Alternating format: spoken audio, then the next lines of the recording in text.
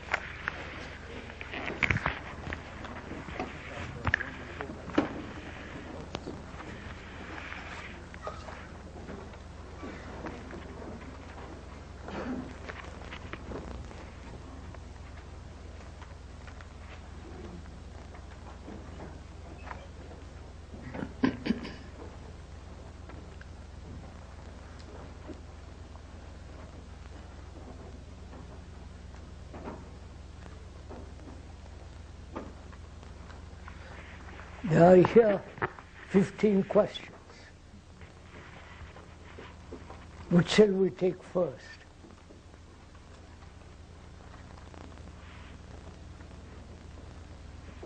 Shall we take the first one?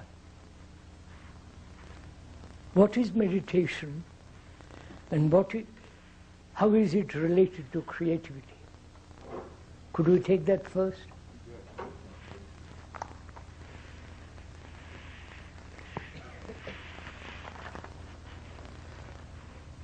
Meditation is a very complex business. This is a dialogue between us. As I said, it's a very complex business. The word meditation implies, both in Sanskrit and in English, not only brain concentrating on a certain subject, but also it implies a great deal of attention.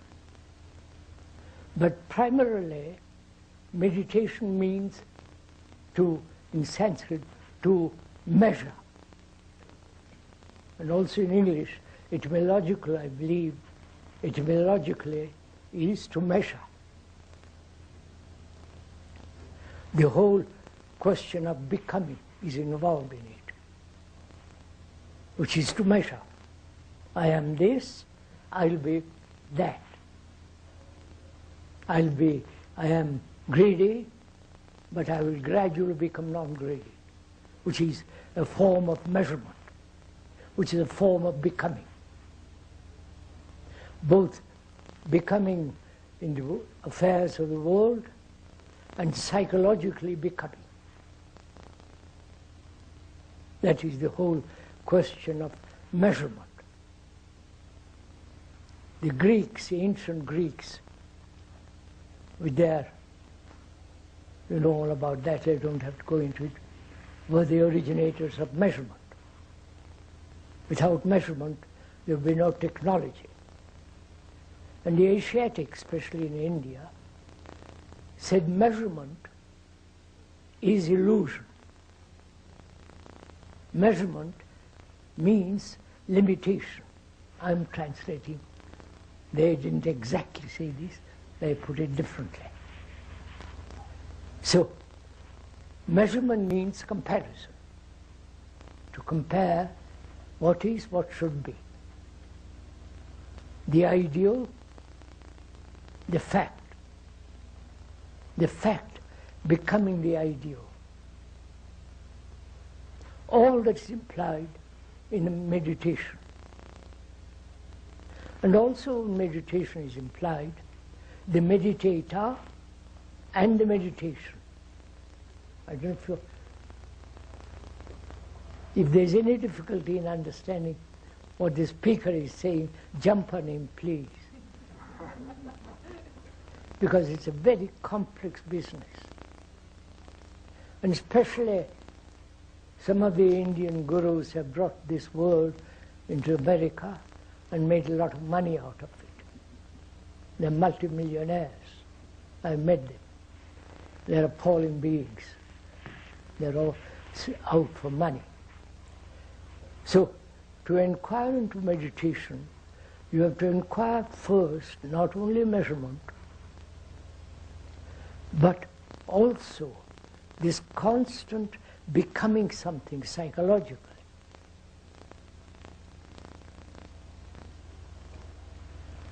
The human beings are violent, and the ideal to be in a state of non-violence, which is to become. So you set goals for your meditation? I'm saying what is implied in the whole structure and the nature of meditation.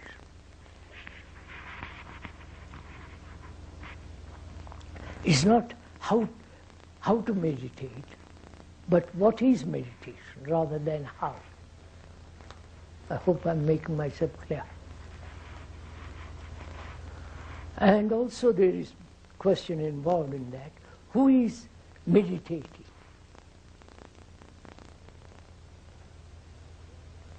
And most of the systems of meditation, whether in the Japanese and the Hindus and so on, Tibetan, there is always the controller and the controlled, right? Are we meeting each other? So there is the controller controlling thought, to quieten the thought, to shape thought according to a purposeful direction. So there is the controller and the controlled. Who is the controller? Please, all this is implied in meditation. Not merely to control one's thought, as is generally understood in meditation, whether it is Zen meditation or the most very, very complex forms of meditation which take place in India and elsewhere, there is always the director, the entity that controls thought. So they have divided psychologically the thinker and the thought. So the thinker becomes or separates himself from the whole activity of thought. And therefore in meditation is implied the controller controlling thought, so as to make thought quiet. That is the essence of meditation, to bring about a state of brain I won't use the mind for the moment, to make the brain quiet. I'll explain a little more and go into that. So, there is a division between the controller and the controlled. Right? Who is the controller? Very few people have asked that question. They're all delighted to meditate, hoping to get somewhere. Illumination, enlightenment, and quietness of the brain, peace of mind, and so on. But there are never, very, very few people who inquired, who is the controller? Never go on with that. The controller is also thought. Controller is the past. Is the entity or the movement of time as the past and measure.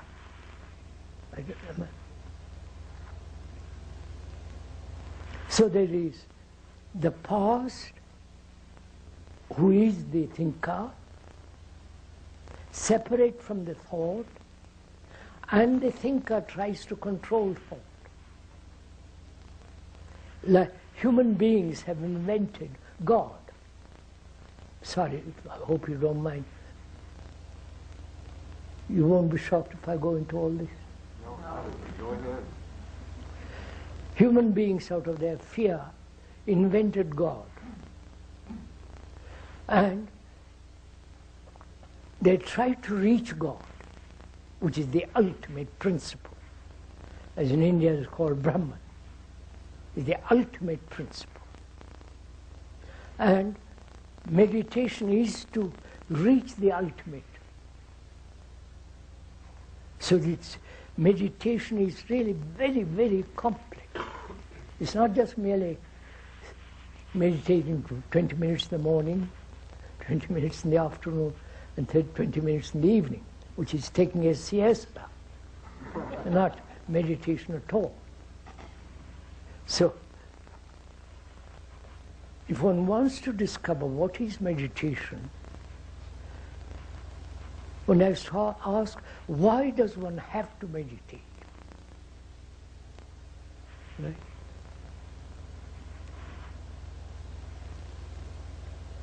One realizes one's brain is constantly chattering, constantly planning, designing what it will do, what it has done, the past, impinging itself on the present. It's everlasting chattering, chattering, chattering. Whether a scientific chatter, sorry, or the ordinary daily life chatter, like a housewife chattering endlessly about something or other. So the brain is constantly in movement. Now, the idea of meditation is to make the brain quiet, silent, completely attentive, and in that attention find that which is, perhaps you would object to this word eternity, or something sacred. That is the intention of those who really have gone into this question. The speaker has gone into this for the last 60 years or more. He has discussed this question with Zen pundits, with Zen patriarchs, with the Hindus and Tibetans and all the rest of the gang. I hope you don't mind my talking colloquially, do you? And the speaker refutes all that kind of meditation. Because their idea of meditation is to achieve an end. The end being complete control of the brain so that there is no movement of thought. Because when the brain is still, deliberately disciplined, deliberately sought after, it is not silent. It is like achieving something, which is the action of desire. I don't know if you follow this. May I go on? So one has to inquire also, if one is interested in all this, what is desire? Not suppress desire, as the monks and the Indian sannyasis do, suppress desire or identify desire with something higher. Higher principle, higher image. If you are a Christian, with Christ and so on. So one has to understand, and if one wants to find out what is meditation, one has to inquire into desire. All right, sir. Desire being the same as will? We'll go into that in a minute. What is desire? Why man, human being, why I, a person, is so dominated by desire? Desire to become rich, desire to become, various forms of desire. We are slaves to desire, which is a reaction. So what is desire? So this is part of meditation. You understand? This is what the speaker is saying about meditation. That is, unless one understands the movement of time, right? May I go into all this? You're interested in all this? May I go on? Please, yes. It's rather fun if you begin to go into it. But if it's merely intellectual excitement, it has no value. So one has to, this very inquiry into what is meditation is part of meditation. Is that my? So we are inquiring together. What is meditation? What is desire? Desire is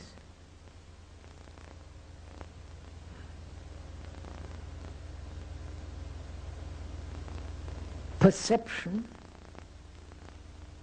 contact, sensation, right? The seeing something, a woman or a house or a garden or a lovely painting, seeing, coming into contact with it, touching it, from that arising sensation, then what takes place? You understand? Seeing, contact, sensation. That's what actually takes place. When you go into a shop and see a shirt that you want to buy, you see it, touch it, feel it, sensation. Then what takes place? That is where the importance comes. Then thought gives shape to sensation, which is taking, how would I look in that shirt? You see? So there is seeing, contact, sensation, then thought, using the sensation as a means of self-gratification, right? Is this? So can there be a hiatus, a gap, between sensation, which is natural, healthy, unless one is paralyzed, of course, between that sensation and thought giving, coming and using it as a means of gratification. You know? Am I made this clear? Gratification meaning the desire to possess it? Desire to possess it. How would I look in it? In other Would words, it be nice? its relationship to myself. So thought creates the image of you in that shirt. That's desire. And the intensification of that desire is will. I must have that. So will is the actualization or the implementation of desire? Desire, yes. Right. Please have this matter of dialogue, don't it's not a matter of accepting something. You don't mind if we speak out? Oh, Good.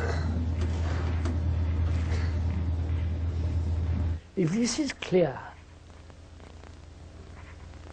whether it's possible to keep a wide gap, as it were, between sensation, which is healthy, normal, and thought creating the image of you in the car, of you in the shirt, creating the image, which is the beginning of desire.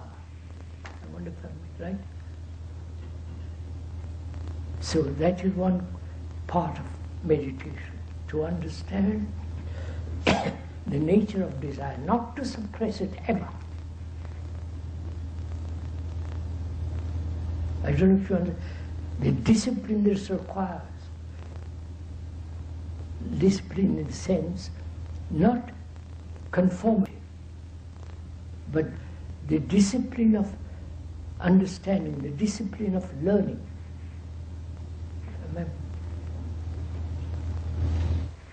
So you don't say to turn off desire, but really to more examine it and No, to be aware of this whole movement of desire.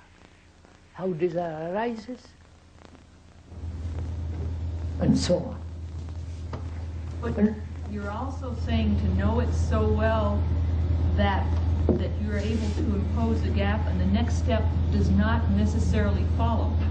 To stop the step of implementation. If you do it as we are talking about, if you do it as actually, you will see what goes on, which is seeing sensation contact, then thought giving an image to that sensation, and fulfilling that desire with all its complications, conflicts, and so on. So where there is a gap between sensation and thought creating the image, that is silence. I don't know if you follow all this. No, please, don't agree with me. This is fatal. You make meditation sound like a very active enterprise, and I think we normally think of meditation or the achieving a quiet mind as being an inactive sort of thing. Trying to see. You can take a drug to quieten the mind. You can concentrate. I won't go into that for a moment. You can do various forms and tricks to quieten the mind, quieten the brain. That's not, it's a brain that's dull. But a brain that has understood the implications and the complications of meditation, has such, the brain becomes an extraordinary instrument. So the quiet mind is not the empty mind. Oh, sir, emptiness. This is to have an empty mind means full of energy. Emptiness is energy. I won't, please, must go into step by step, otherwise, you don't mind, sir? No, not at all. So the quiet mind is perceiving things, it is receiving sensory information from outside, but it is not manipulating those things. Yes. So it also has to understand time. Not scientific time in the sense of a series of moments. What is time? Not as a special subject studied by scientists or by others, but what is in our daily life time? Because unless we lay a foundation in our daily life, you understand, sir? That's firm, stable. Then meditation becomes a form of illusory deception. So, I must understand desire, there is the understanding of desire, and also understanding of time. What is time? A means to become. Big what, sir? Isn't time just a means to become something? Time is not only to become something. I am this, give me time. I'll become that. I am violent, give me time, space, and interval, so that I'll become a non-violent human being. That's part of time. And also time in our daily life is the accumulation of vast knowledge. Right? Time is also the future. So there is time. I hope I'm not a specialist. Please forgive me if I'm not. Is time the perception of cause and effect? It is not that. Where there is a cause, the effect can be eradicated. So, what is the source of time? See, as time as a human being, not I was, I am, I will be.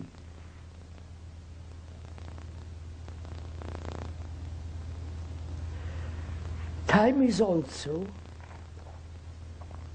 a movement to achieve the ultimate. I have one life, the holy Asiatics believe, I have one life, and if I die, I must have another life. It's called reincarnation, so that I'll become better and better and better and better, life after life, till I ultimately reach the highest principle, God, or whatever you like to call it. So that is part of time. I am this, but I will be that. Is becoming a deception. You understand, sir? Psychologically. I don't understand. Becoming a deception? Yes. An illusion, if you like to use a better word. I will have to work hard to understand that. There you go. Yes, sir. That's part of meditation. You see, meditation is something extraordinary if you understand it. Change seems so obvious. I mean, we see ourselves change. So how can you say it is becoming an illusion?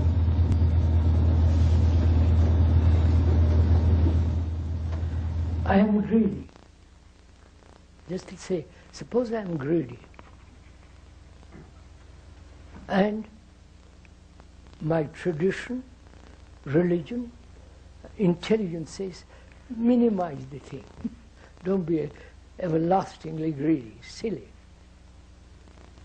So, what has happened? I am, but I will be.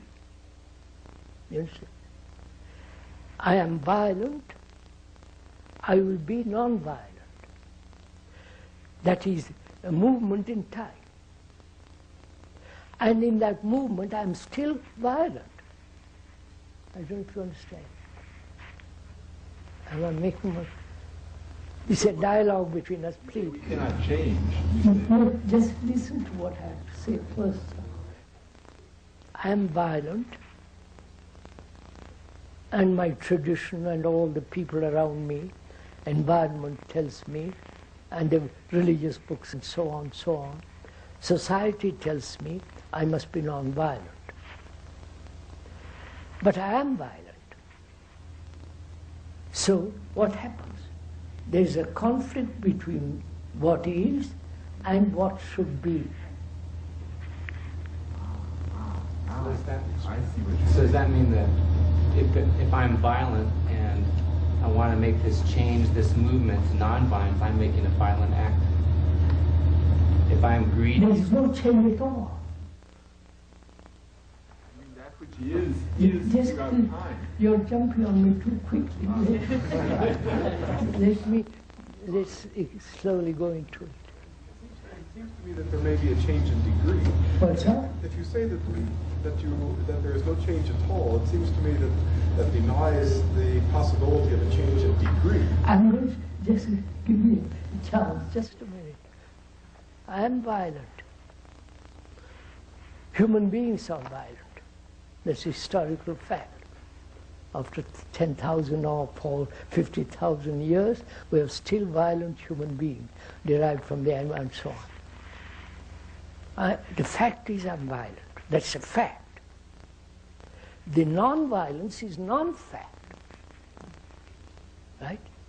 It's an ideal, it's something. It's not. But this is a fact. But when I first pursue non-fact, you know, it creates more problems. So there is conflict between the fact and the non-fact. Right?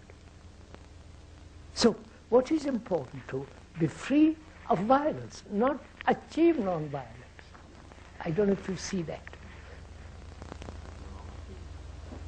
So when I'm trying to achieve non-violence, I'm sowing the seeds of violence all the time till I reach that, which I call a deception, a delusion, an illusion. Right? I don't know if you follow. I don't see the difference between an absence of violence and non-violence. Of course, to achieve non-violence is a deception, I said. So my problem then, problem means something thrown at you. The word etymologically means something thrown at you. Now, this is a question I have to resolve. Violence. What is violence? Not only physical damage, to hurt somebody, it is also to get angry, also to hate. Right? Violence is also conformity. Yes, sir. Listen. Violence is also conformity. And violence is a vocation of imitation. I know it goes against all. So I have to understand violence. Why is there violence?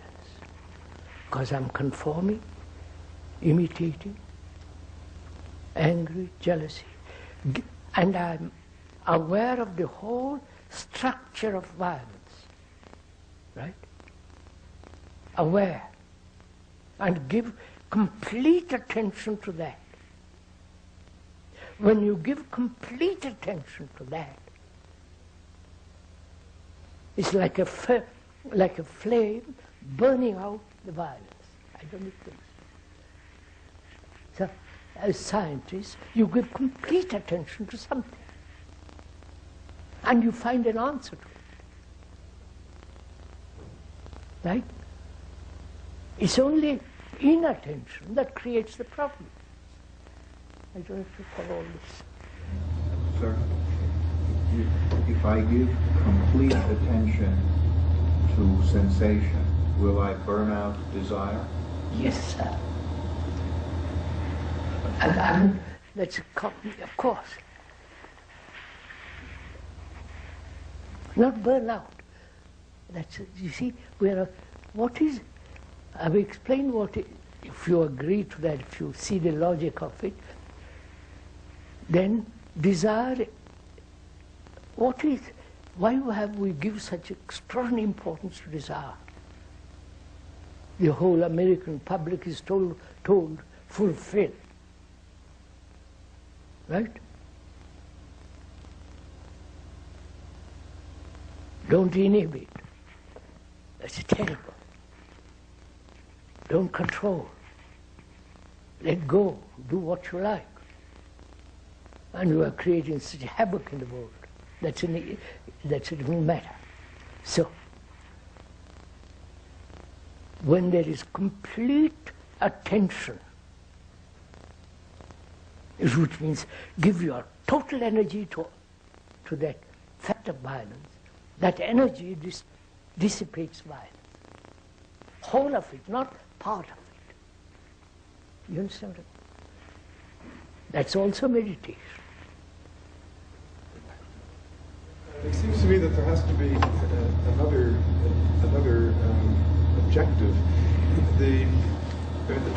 You surely would not advocate that the sole objective of meditation be to achieve non-violence. There must, in addition, be. I mean, that's negative. Yes. You must seek something else. What else are you seeking? You understood me, sir? Yes, he's saying, yeah, you have to talk louder now. I say, it seems to me that you have discussed one or mentioned one objective to achieve non-violence. That is an example. But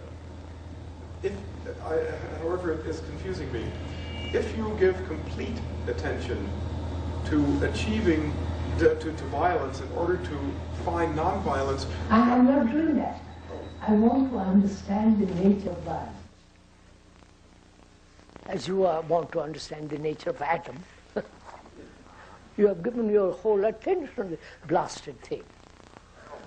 Of course, you've studied it, you went into it, you broke it up, Einstein and Oppenheimer and all the rest of them. I think that there's something that's really puzzling me. This whole concept of giving complete attention to anything is, to me, something which is almost inconceivable. And I would disagree that we have given our attention... What do you mean inconceivable, sir? I don't know what you mean.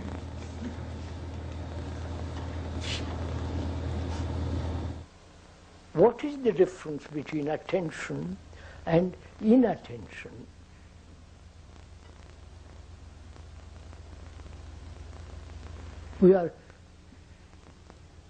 If you are disciplined along a certain line, you give a great deal of attention to that.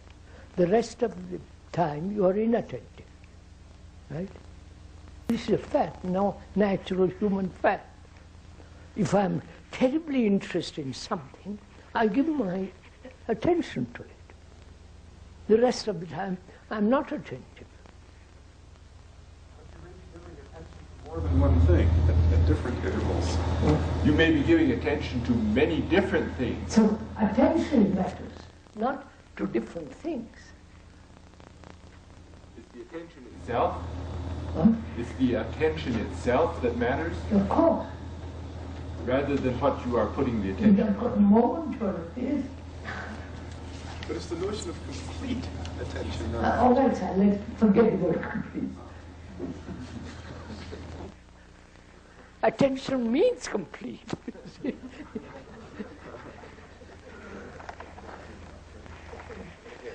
So that's... And also, one has to understand oneself. Right, sir? This is the importance of meditation. Time, desire, all the things I am. What am I? If I don't understand myself, I may be deceiving myself all the time. I used to know a friend, he's an Indian, highly educated, been to Cambridge in England, and had a good position in India, and he became a judge. One morning he woke up and said, I passed judgment on these people. What is truth? And it's part of the Indian tradition, especially among the Brahmins, to leave the family and all that and find out through meditation what truth was. Because he said that. You're following what I'm saying? So he went into the forest and all that, and for 25 years he meditated to find out what truth was. So somebody brought him to one of the speaker's talk, and he came to see after the speaker, and he said, look, for 25 years I've been deceiving myself. You understand, sir? You understand what I'm saying? Think of the courage of that man, etc. So we talked about a great deal. Now,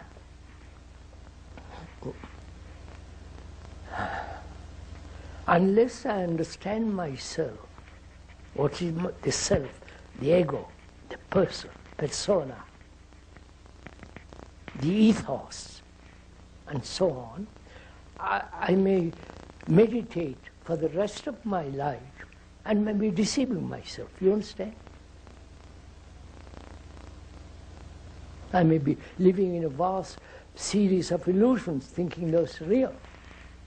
So I must understand myself. Therefore, I can understand myself not according to some psychologist, some Freud, or all the rest of it. I must understand myself, not through somebody. You understand? You can never be sure that you're not deluding yourself. I'm going to try, sir.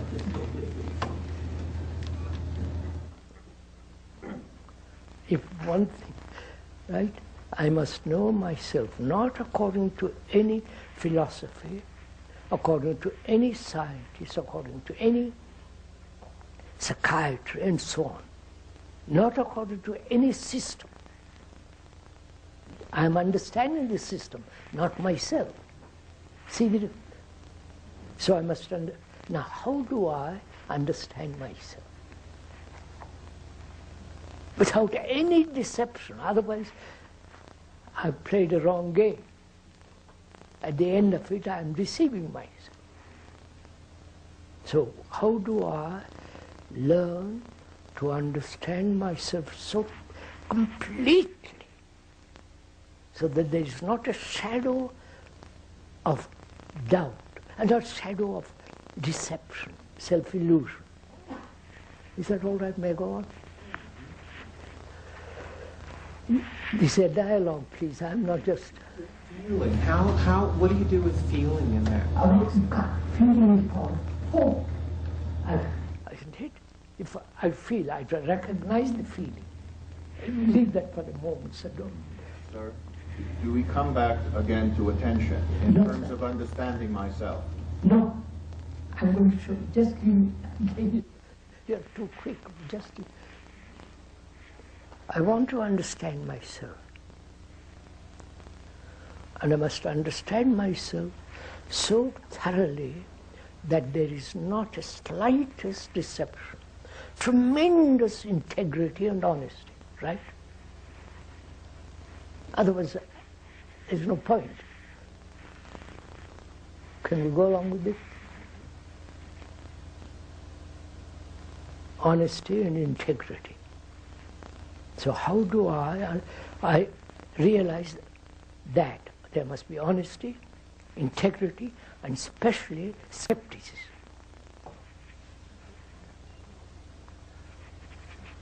In the Christian world, the whole Christianity is based on the Bible, on your Savior and so on.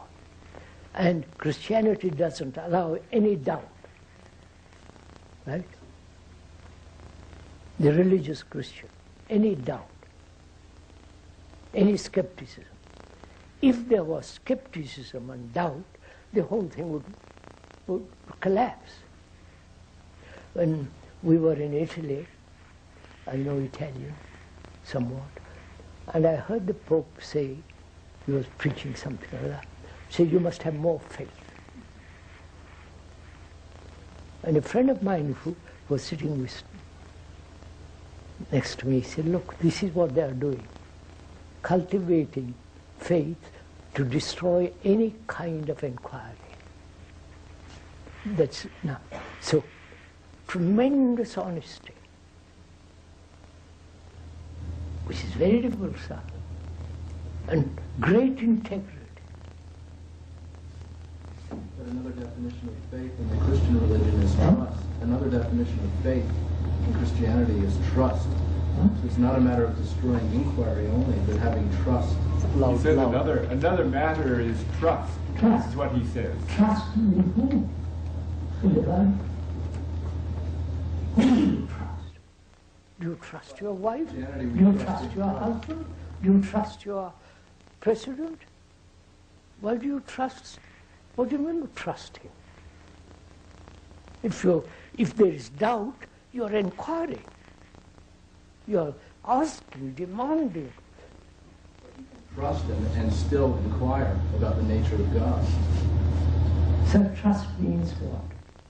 I trust, if I have a wife, I trust her because I love her. I know she won't do anything ugly to me, and I know I won't do anything ugly to her because I love her. Where there is love, there is trust. You don't trust by itself, it means nothing. I won't go in. Please, let's come back to this. So I must know myself. Without knowing myself, deception of every kind is possible. Right, sir? You agree to that? Honesty, integrity, and skepticism, doubt. And that doubt must be kept on a leash. Or you know what a leash? A dog kept on a leash. Occasionally, dog must be free of the leash so that it can run. But if you keep him all the time on the leash, it's no longer, it hasn't vitality, it isn't a dog anymore. So we must have that quality. Right. Now, how do I understand myself?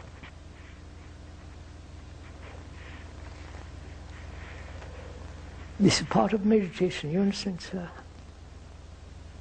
I understand myself through my relationship to the environment, to my wife, to my father, and all that. In my relationship, I see my reactions. Right, so following it. Is that all right so far? Do you approve? Because without relationship, I don't exist. I cannot exist. I may withdraw into a monastery, but it's still, I'm related. Related to the past, related to a concept of what Jesus and so on. So I'm always related. Right? In that relationship, which is a mirror, I see myself as I am. Not as I should be, but actually what I am. In terms of reaction? All my reactions. So that requires an extraordinary watchfulness, right? I wonder if you can do all this. So, in relationship is the mirror in which I see myself as I am, which is far more important than what I should be. Because what I am can be transformed. Not transformed. That word transform means moving from one form to another form. But bring about mutation. I use that word. So that is the mirror. So I'm watching the mirror in my relationship. The mirror is my relationship. So I see that I'm creating an image about people all the time. Right? I've created an image about my wife. I've lived with her for 40, 20, 10 days. I've already created an image about her. And she has already created an image about me. Right? So this is facts. So our relationship is between these two images. Right? Right? Kali, you are you nervous if I say all this? No. Your wife here too? If one measures oneself against the mirror of society... Yes, sir. Yes, sir. I may not have put that quite the way you would have done, but the focus of my question is what happens to one's self-image if one changes the society? Now just a minute. Who created this society? We created this society. We are aggressive, we are violent, we are greedy, we are that. Our society is ourselves. Society is not different from me. Well, if we move... I'm not a communist. If we move from one society to another... It's the same. It's like my becoming, I'm a Catholic and I become a Buddhist. It is the same movement. I've changed the name, but in Buddhism is much more intellectual, much more subtle, much more etc., than Christianity. So, moving from one religion or one state to another is the same. I'm saying religion, to understand oneself, one has to see what our relationship is, what one's relationship is to nature,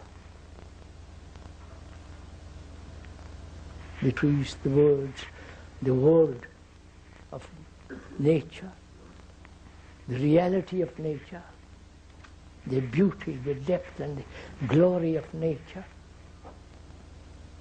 And also the society. I'm related to society.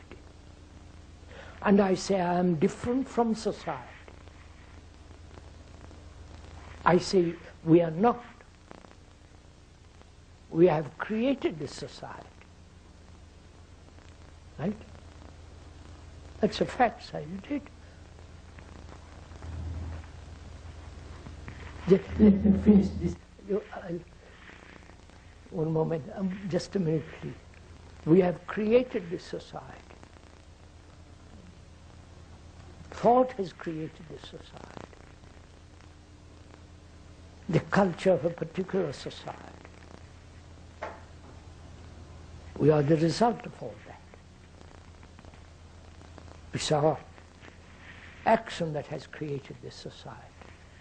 We are greedy, we are aggressive, we are violent, we are possessive, uncertain, wanting security, physical as well as psychological. So we have this society, which is corrupt as we are corrupt.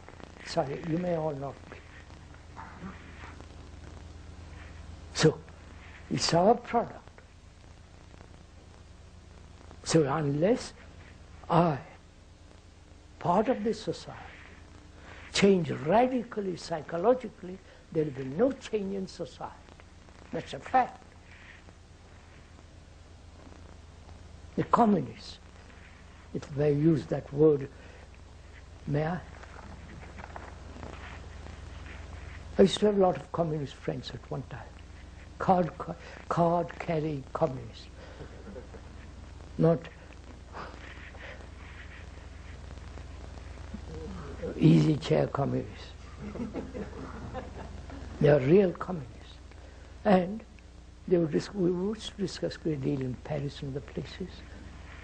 And they would go up to a certain point and they decide, we won't go, Marx is the limit. You understand? Like the fundamentalists in this country, the Bible is the limit. We can't discuss it. Finish. So, we are discussing meditation. And in that meditation, what is creativity? That's the question.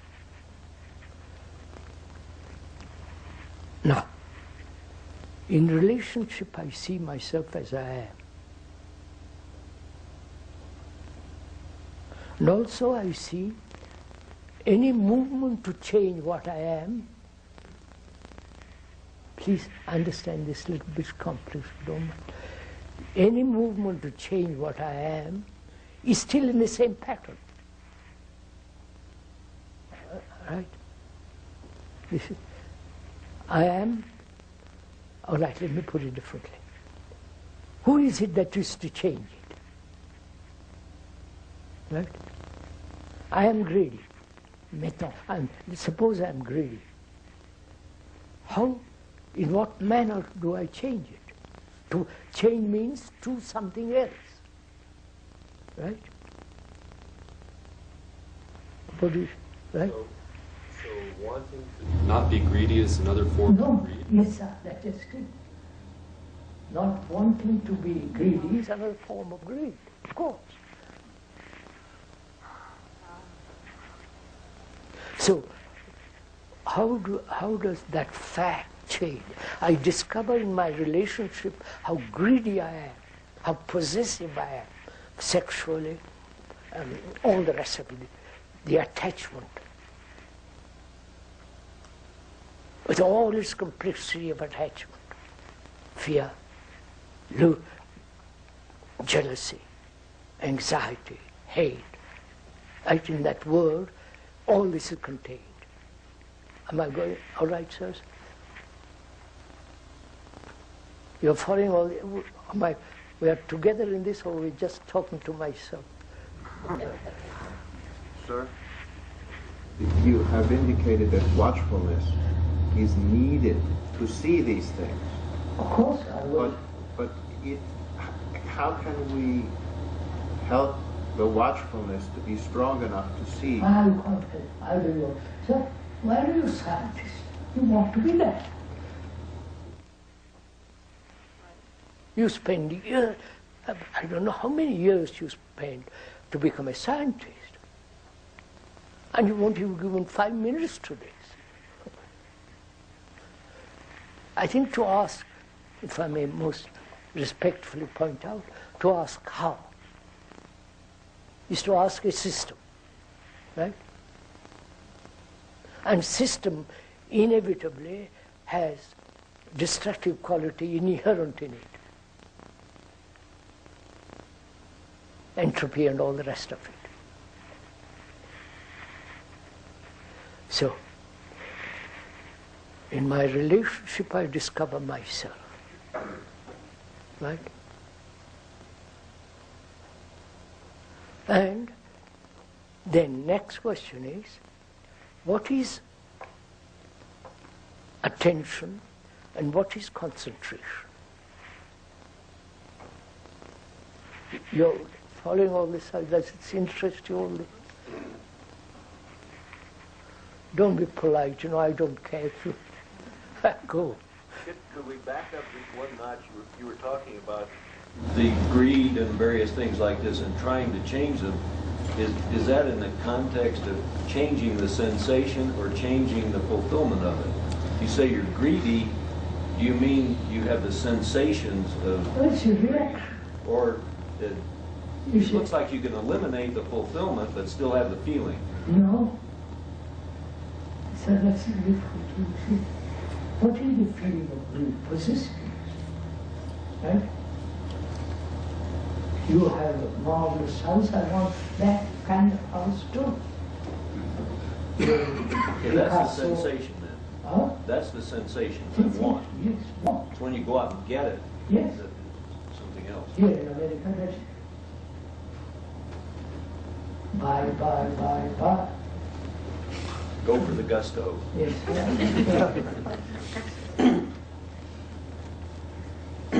So, then I have to go into the question of concentration and attention. What is concentration?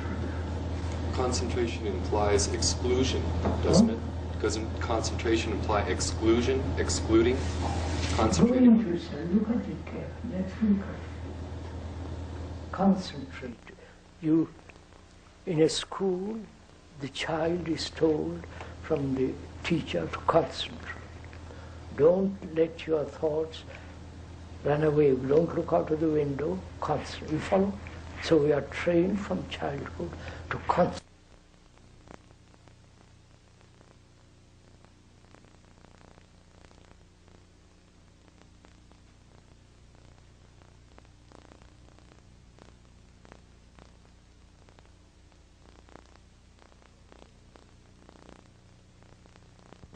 If you are a religious Christian, you focus on Jesus or Christ or whatever it is. If you are an Indian, you do it on the same thing with different name. We are slave to names, right, sir?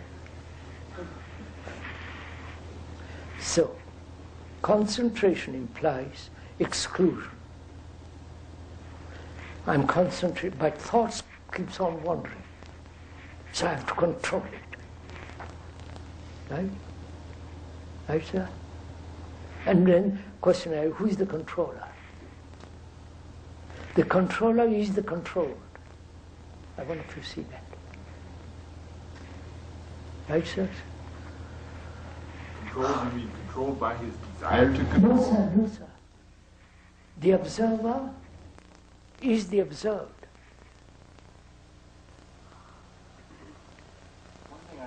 Compelled to offer as a Christian. You mentioned that Christians concentrate on Christ. You mentioned that Christians concentrate on Christ. And although I attempt to be a Christian, I'm not a perfect one, certainly. But one belief in Christianity is that one not focus on an individual. And one thing that separates Christianity from other religions is that it is more altruistic.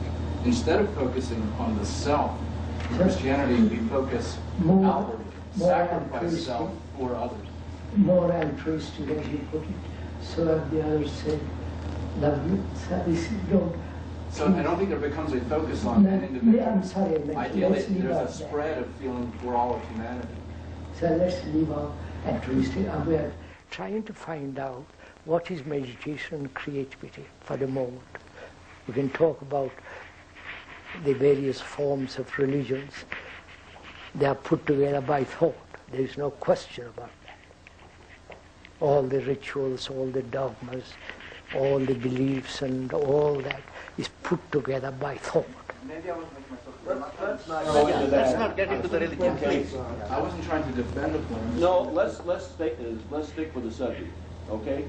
Sure. All right, right now. This relates to the subject. Okay. I'd like to know. Let's stick to it right now. Forgive me. I'd like to know what is the difference between self and reflection. I think you're through asking You're questions. Let's go on to done. the next. Forgive me if I've brought in Christ.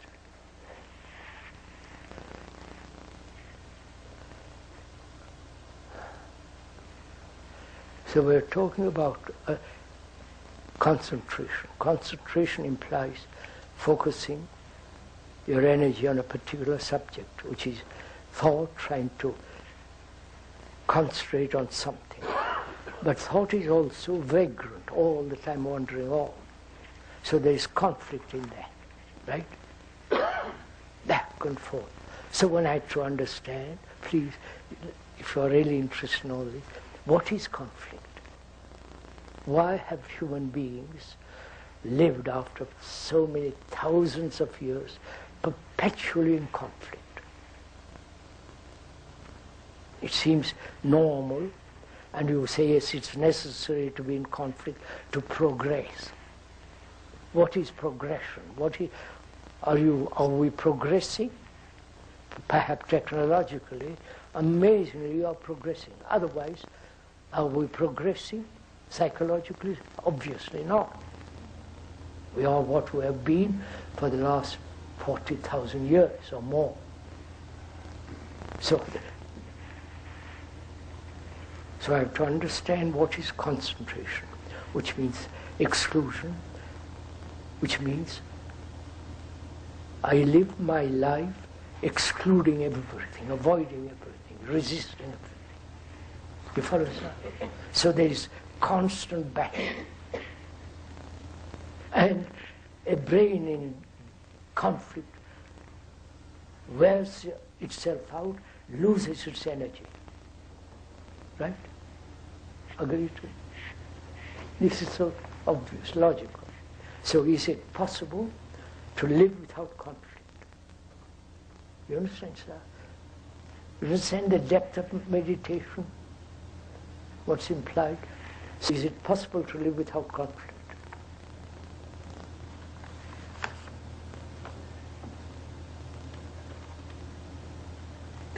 The speaker says yes. The speaker says, if I'm not boasting, he's not boasting or trying to be an example, he's a horror for all that kind of stuff. He says, yes, it's possible, you have done it. What is conflict?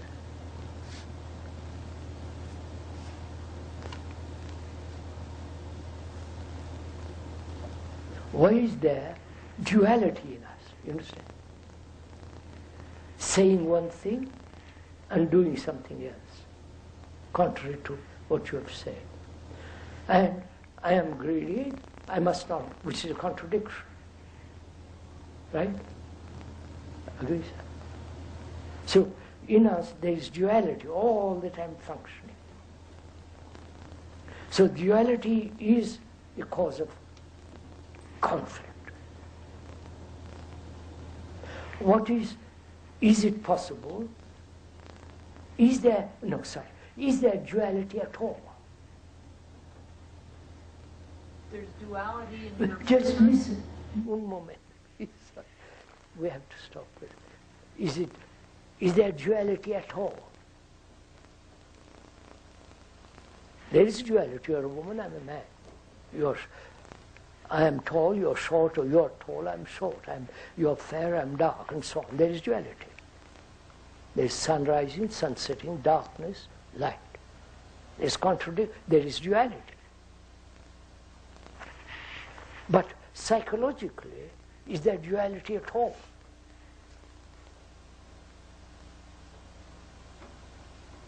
Or only what is? You understand, sir? There is only violence, not the opposite of it. The opposite of it is non-real. But we have made the opposite is real. And hence there is duality. I don't know if you're following all this. Am I? Heaven and hell, devil and God, it's the whole psychological movement of duality I'm discussing. And we are saying, the speaker is saying, there is no duality psychologically. There is only what is. And if the understanding of what is, then there is no duality. You know? And therefore, there is a cessation of all conflict psychologically.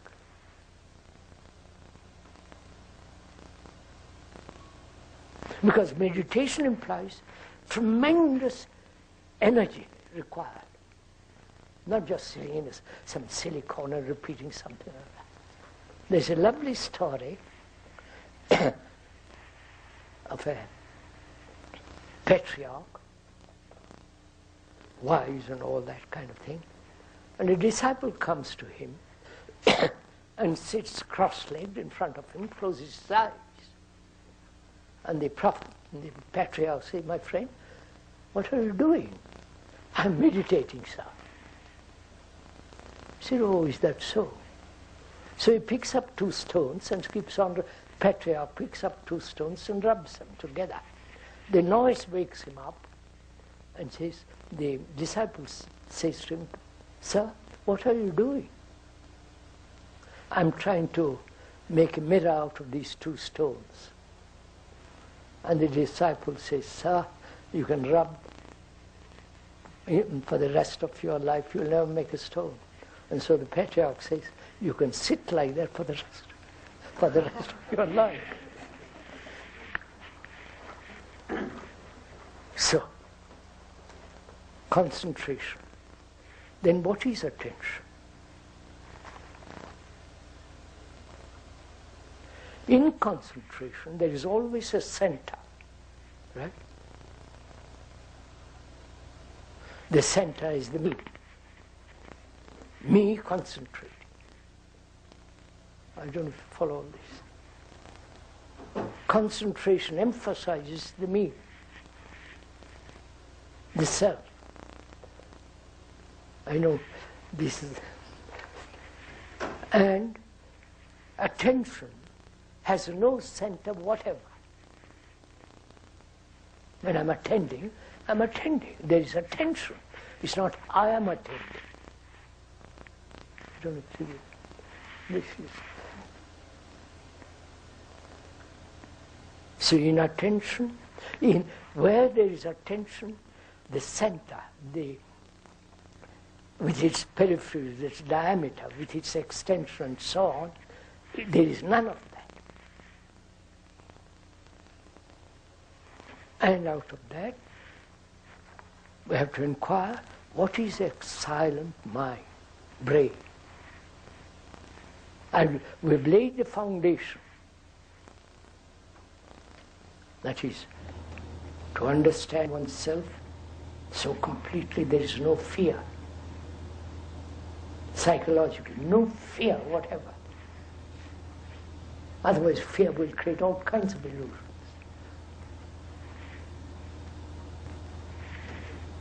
You've talked about the mind and the brain, and you've made very careful distinctions between them as you're talking about meditation. I'm coming to that, sir.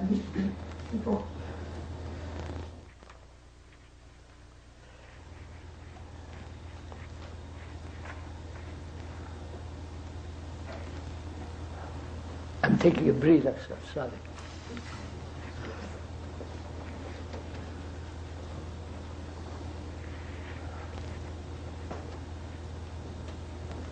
Where there is attention, there is silence.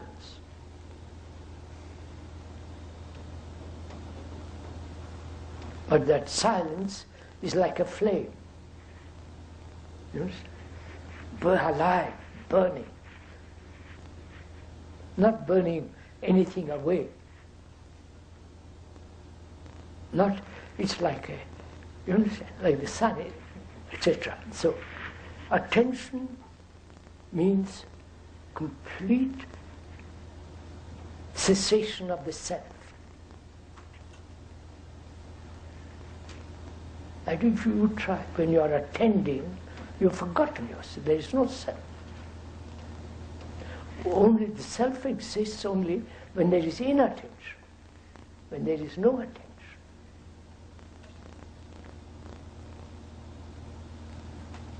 Love is attention. I don't know. Not sex, not pleasure, not desire, which Americans have reduced to sex and pleasure and all that.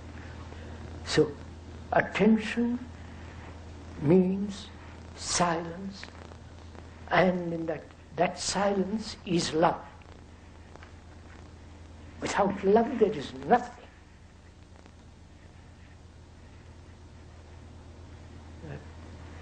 So, then one asks, is there anything sacred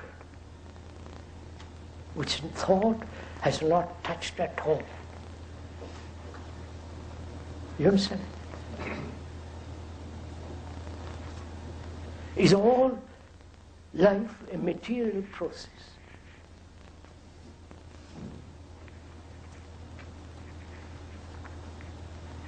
I don't know anything about God. I'm not going to invent God. You understand? When there is no fear, there is no invention for God. The origin of things. We'll find out the origin of things when there is absolutely no fear and the desire for any comfort, security. Right? Because they're all delusions, you understand? So, when the brain is completely silent and has that extraordinary energy, you understand? Because it has now stopped chattering. I don't know if you follow all this. Stop chattering. Please, this is all logical, sane, rational. This is not some exotic Indian rubbish.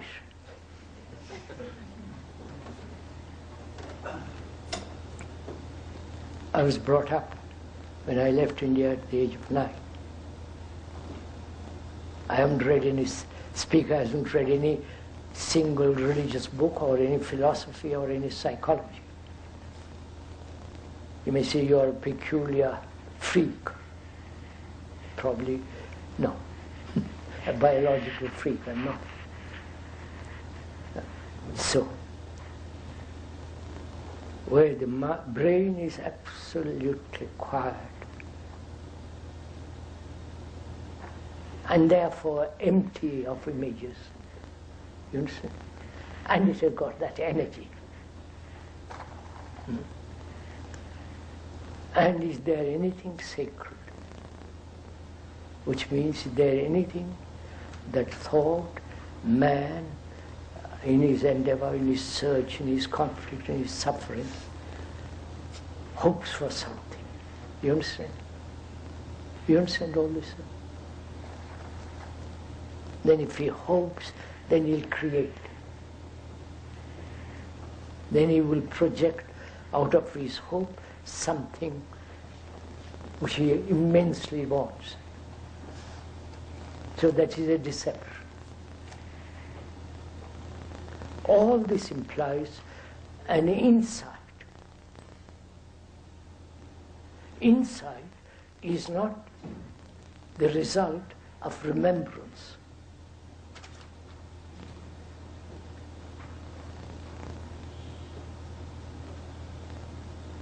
If it is based on remembrance, it is just another continuity of memory, thought.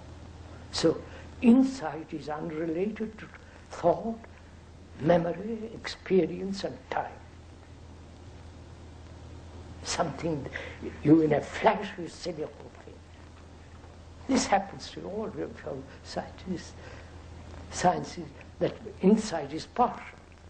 Forgive me for saying so. Like an artist, it's partial. We are talking of insight as a holistic movement. These are not words, please. To me, they are not anyhow. So, is there something that is beyond time, beyond measure, beyond all man's urges, desires, and so on? If one finds that, life has a tremendous meaning. The speaker says there is, and I can't prove it on the side.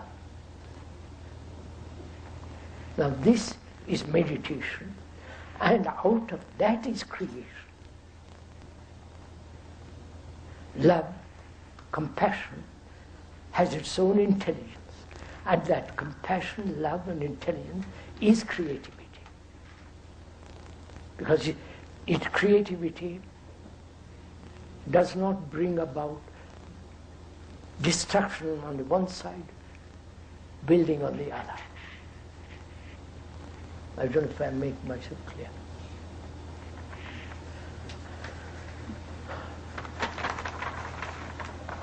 And there is the last question.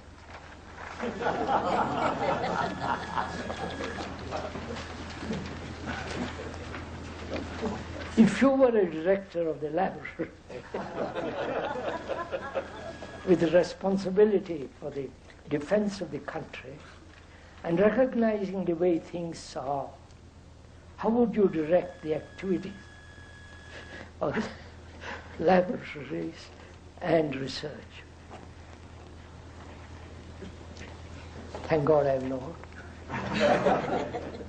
But if I am, would I put this question? Is the question a right question? Sir, it's a question trying to find a connection between your theories, your beliefs of mankind and what we're all trying to do, and the practical, everyday problems that we have. Everyday problems which are what? Earning a livelihood, sex, having children or not having children, vocation, which is now becoming imitation, everyday problems of quarrels, disagreements, pain, hurts, suffering. This is our daily existence. And our brains are trained from childhood to solve problems. And we are saying solution prevents the understanding of the problem. Seeking a solution prevents the understanding of a problem. Sorry, it is. Because our brains are trained to solutions. I have a problem with my wife. And I would say, what is the solution? Divorce, or go to a lawyer, or the adjustment, or run away, all that kind of stuff. But the problem is what? My assertions, my wishes, my fulfillment, and hers. Let's understand that, discuss it, finish with it. But if I'm seeking a solution, I never go into the question. The causation of a problem can be ended not through a solution, but the understanding of the problem itself. This requires great love. So the question is, if I'm a director, you're asking. So the answer, I say, is a wrong question, because this should have been put right at the beginning, not now.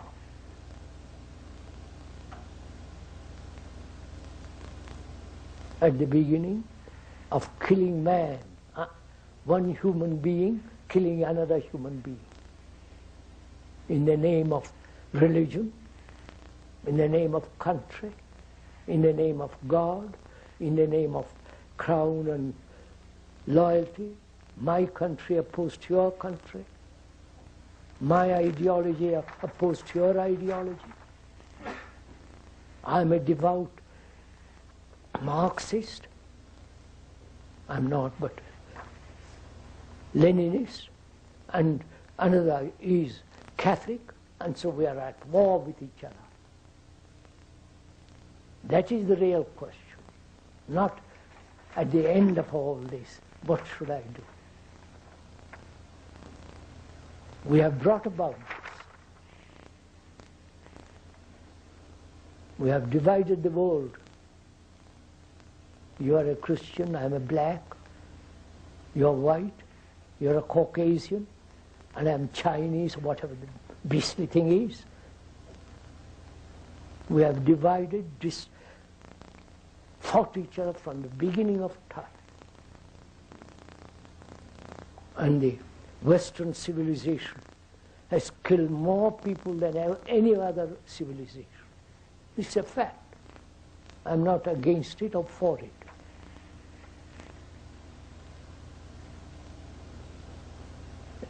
So, a group of people like you in Los Alamos, you have given your time for destruction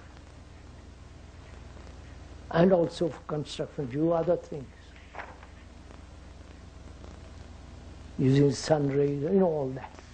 You're doing benefit on one side, a great deal of benefit. On the other side, you're destroying every human being on earth. Because you have recognized my country, my responsibility, my defense, and the Russians are saying exactly the same thing on the other side. India is saying the same thing, which has immense poverty, building up armaments.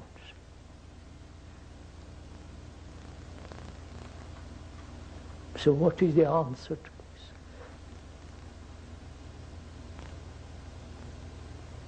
The answer to that, sir, for me, I may be wrong, subject to your correction. As a group of people who have gathered together in Los Alamos for one purpose, and if a group who says, look, let's forget all nationalism, all religions, let's as human beings solve this problem, how to live together without destruction. If we gave time to all that, a group of dedicated, absolutely persons who are concerned with all the things we have been talking about, then perhaps there is something new can take place.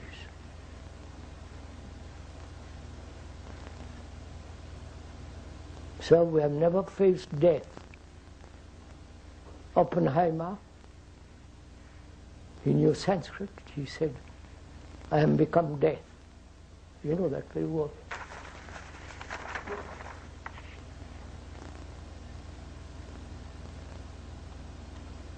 And we don't understand death either, which I haven't time to go into now.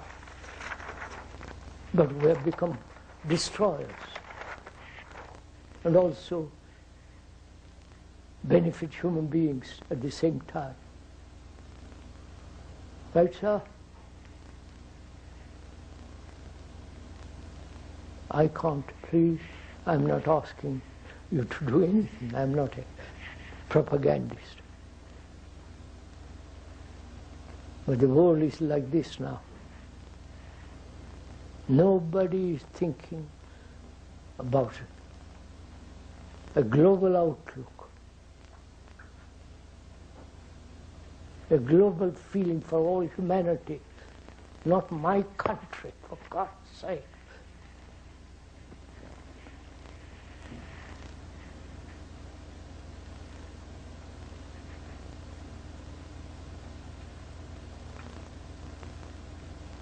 So if you went around the world as the speaker does, you would cry for the rest of your life.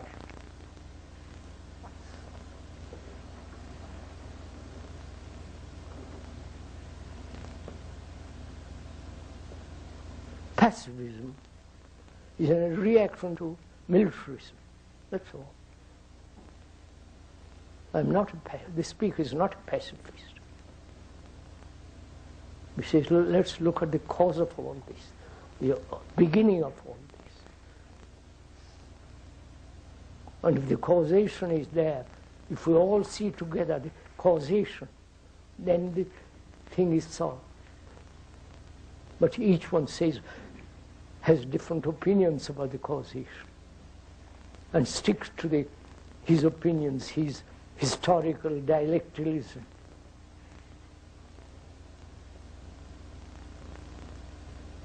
So, sir, there it is. Sir, if I may ask, I think you have convinced us, and you can... I'm not convincing anything. I'm not using the proper word. I think you have seen from the silence of the audience that we seem to have enough energy to understand and appreciate the problem. No, sir. Don't say it's not. What I mean is that when once we really try to understand this and do something in that direction, somehow we seem to lack the necessary energy. So with the result, we are still not able to make as much progress as we all like. But I would like to hear a few comments from you. What is it that is really holding us? We can see it, and we can see the house on the fire, but still we are not able to do anything about stopping the fire. The house on fire, we think is out there, it's in here. We have to put our house in order first, sir.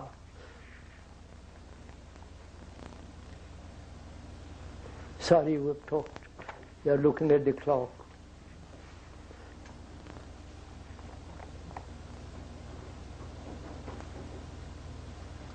Sir? So I saw once I was called by a family whom I've known for some time.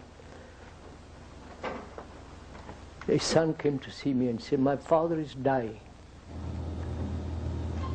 Will you please come and see him?" And you know, in all families what takes place. Father is dying and they all surround him crying, you know. So I asked the father to chase them out of the room. So he asked them again. He made the javelin and they all left and he locked the door. And he said, "I'm dying of disease, incurable, and I'm frightened." You understand?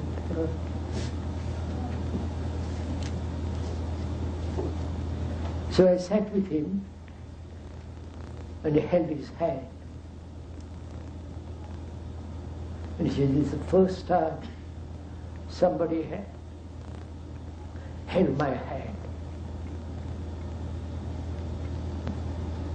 You understand all this?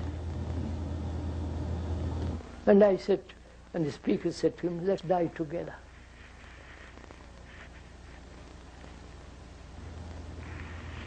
Which means what?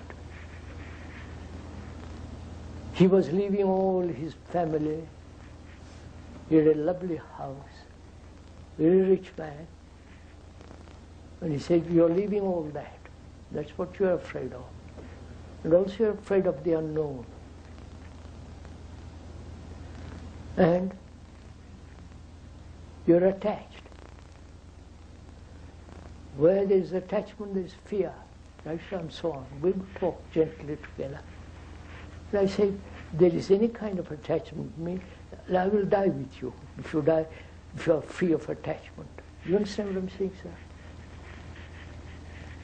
So death has an extraordinary meaning in life. To live with death. Not separate, death there and living here, together.